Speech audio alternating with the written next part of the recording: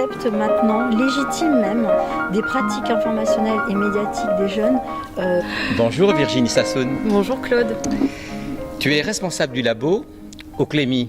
Il y a donc un labo au Clémy. Oui, il y a un labo au Clémy, il y a un studio. C'est le fruit de la réorganisation du Clémy qui se répartit l'activité entre un studio qui produit les ressources et un labo qui est chargé de la formation et de ce qui nous réunit ici aujourd'hui à Lyon, qui est cette volonté du Clémy d'étendre sa mission hors des murs de l'école et d'impliquer l'ensemble des acteurs associatifs, les fédérations de parents d'élèves, les familles, mais aussi les médias sur la question de comment on accompagne sur l'éducation média, l'information et comment on forme. Alors en novembre et décembre dernier, le Clémy a mené une enquête. Tout à fait. Pour faire un état des lieux, des pratiques, des doutes, des interrogations des parents sur le rapport que leurs enfants entretiennent avec les médias et Internet. Mais pourquoi cette enquête ? Alors pourquoi cette enquête ? Dans le cadre d'un groupe de travail qui fait partie du Clémy, sur les pratiques informationnelles des jeunes, est né le projet d'aboutir à un guide qui s'adresserait justement au grand public sur l'éducation média à l'information. Mais pour faire ce guide et pour s'adresser aux familles et ne pas passer à côté de leurs vraies préoccupations, on s'est dit qu'il était essentiel d'aller les rencontrer, ces familles. Alors on n'est pas un institut de sondage ni un institut d'études, donc notre échantillon il n'est pas forcément représentatif de toute la population française, mais en tout cas on a plus de 86 entretiens qui ont été retranscrits aujourd'hui, plus de 2000 questionnaires en ligne avec des verbatims, des témoignages de parents, et vraiment l'objectif c'était de comprendre ce que tu as dit au départ, les préoccupations, les doutes, les représentations et comment nous, Clémy, on pouvait répondre à ça à travers cet objet éditorial qu'est le guide qu'on prépare. Alors justement, vous avez identifié 5 questionnements, mais on va essayer de les prendre les uns après les autres, et surtout essayer de voir, en fonction de ces questionnements, comment vous interprétez et quelles réponses vous estimez pouvoir donner à ces questionnements. Alors, en fait, ce qu'il faut dire, c'est que, un des premiers constats qu'on a pu faire, c'est qu'il y a une grande hétérogénéité des pratiques et que vraiment, quand on parle des familles, des parents, on ne peut pas faire de généralité. C'est-à-dire d'une famille à l'autre, il y a vraiment des approches très différentes.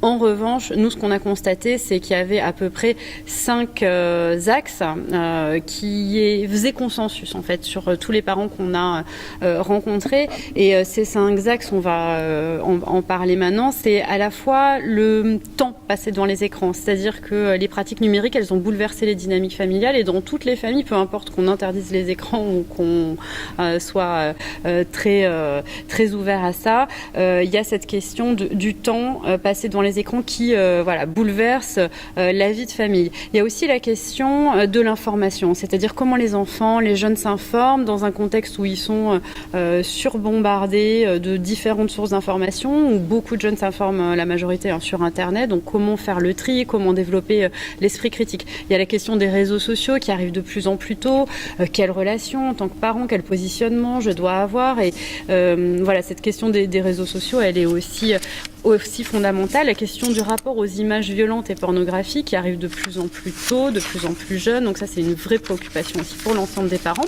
Et enfin, c'est aussi moi, en tant que parent, qu'est-ce que je peux prendre comme initiative avec l'école, quel espace l'école m'offre en tant que parent d'élève, et aussi quelles sont les associations, les acteurs associatifs qui sont proactifs sur ces questions et avec lesquels je peux m'engager. Donc vraiment en tant que parent, comment participer moi aussi à ce rôle de médiation, d'éducation sur l'éducation aux médias. Ça, ce sont les 5 thèmes qu'on a identifiés et auxquels on va répondre de manière à chaque fois de la manière la moins institutionnelle possible, entre guillemets.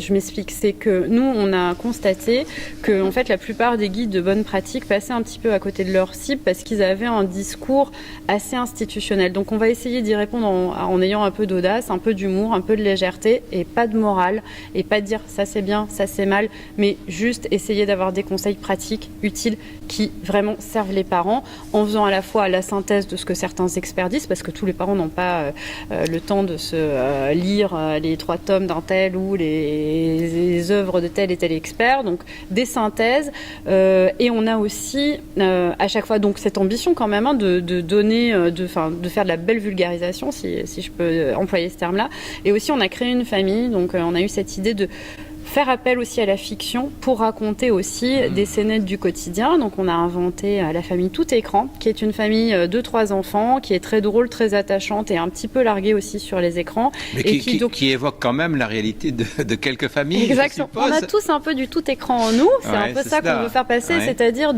aussi de dire que même si on n'est pas professionnel des réseaux sociaux, on reste un parent et que il faut pouvoir aussi assumer ce rôle de parentalité, même si parfois on se sent un petit peu dépassé, et de mettre les parents à l'aise avec ça en leur faisant passer ce message-là. Et ça, c'est ce que nous permet aussi, et c'est ce qui distingue un petit peu ce guide aussi, c'est l'inclusion de cette fiction et de cette famille qui va accompagner en fait à travers des petites scénettes de la vie quotidienne ce guide.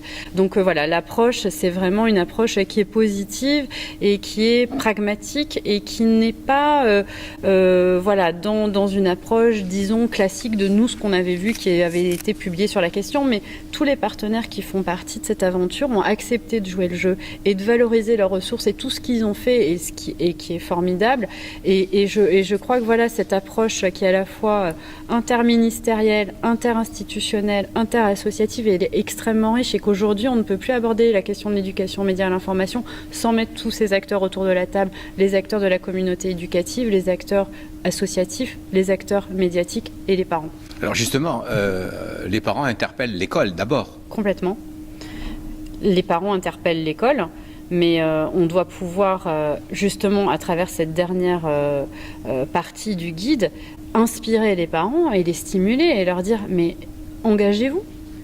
Et contribuer, participer à des cafés parents, à des conférences, soyez force de proposition et ces inquiétudes, parce qu'il y a du positif et il y a aussi parfois effectivement des inquiétudes légitimes vis-à-vis de l'école, il faut pouvoir les exprimer, il faut pouvoir aussi les encadrer et trouver des réponses. Donc nous, ce qu'on fait aussi dans cette dernière partie, c'est on relaye tout un tas d'initiatives de parents, d'activités qu'ils ont lancées et qui justement ont vocation à inspirer d'autres parents qui se poseraient éventuellement les mêmes questions pour que ils s'organisent et qu'en fait on dialogue, parce que c'est ce qui fait aussi parfois défaut, c'est que on dialogue à la fois en ligne et à la fois dans la vraie vie.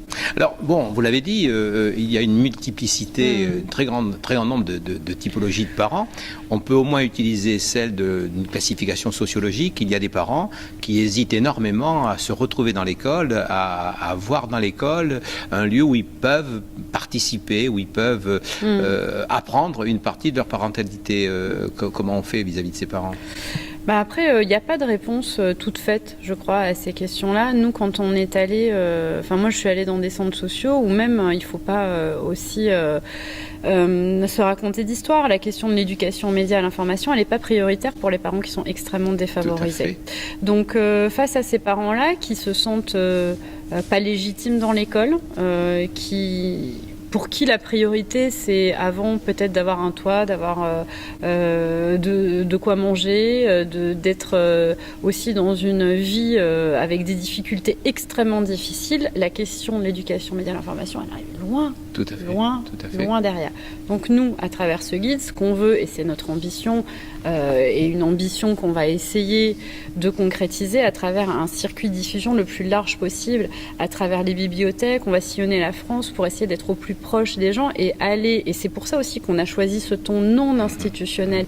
Et vraiment, il ne faut pas qu'il y ait un mot clivant ou à un moment dans un article ou qu'il y ait quelqu'un qui dise en fait ce guide ne s'adresse pas à moi, même si comme je te le disais, l'idée c'est pas non plus de faire un nivellement par le bas et de s'interdire de mettre à disposition de tous les apports des experts, mais c'est cette approche d'ouverture et je pense que c'est vraiment aussi à nous et notre responsabilité collective et tous les partenaires de ce guide d'aller vers ces parents-là.